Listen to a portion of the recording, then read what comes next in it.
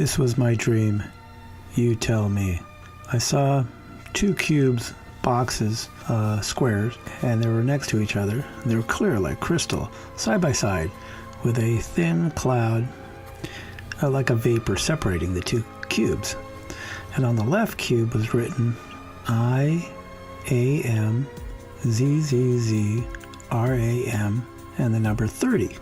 So it would be IAMZZZRAM 30. And on the right box was IAMZZZRAM 40. So it would be IAMZZZRAM 40.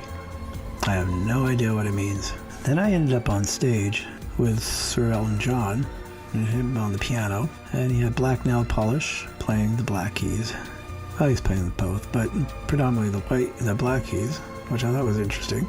Then I looked at the rest of the band, but I focused on the bass player, and he was playing a Fender precision bass, or a P bass. That's what they're called.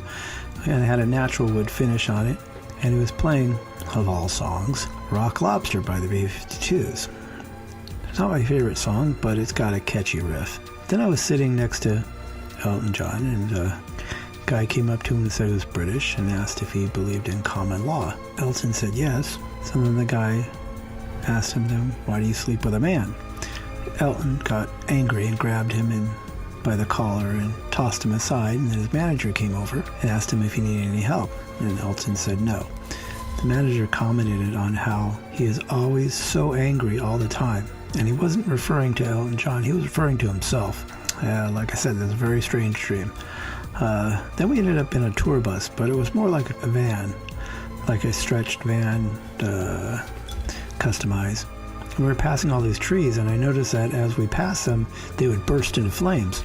And I could feel it. It was coming from the manager and his anger, because he was so evil, and he was just kind of raging inside, and you could just feel the vibration, and every time we drove by a tree, they would burst into flames. And then, as we were driving along and we were chit-chatting, Elton John and myself, I felt like I had done some roadie work for him a long time ago, but I really couldn't remember. And then Elton said, oh yeah, you were a big party goer back in the day. And I joked and I said, no, not me, you must be mistaken. Did a double take and said, well, maybe, but that's, no longer me.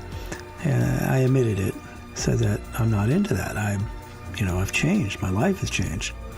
In fact, I started to tell him all about my past and how, the hardships and the bad things, and he kind of looked at me a little dumbfounded, but inquisitive. And I started to tell him how, God had changed my life, that I went from bad to good, from lost to found.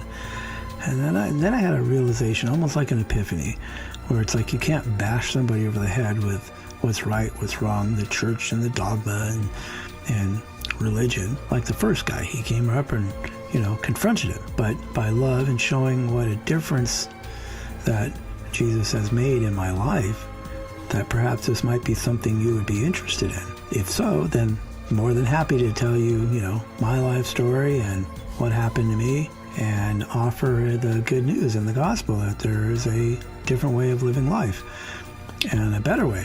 But it ends up ultimately being an individual personal choice, whether you want to have a relationship with your Creator or not. And if you do, then it would behoove you to find out how and why and what's the right way to do it. My personal look at it is the Bible was basically an instruction manual on how to live your life. When you buy a new car, you buy a refrigerator, there comes with a manual. Somebody wrote it out how to do it. And then there was a troubleshooting at the end, usually. Well, you tell me.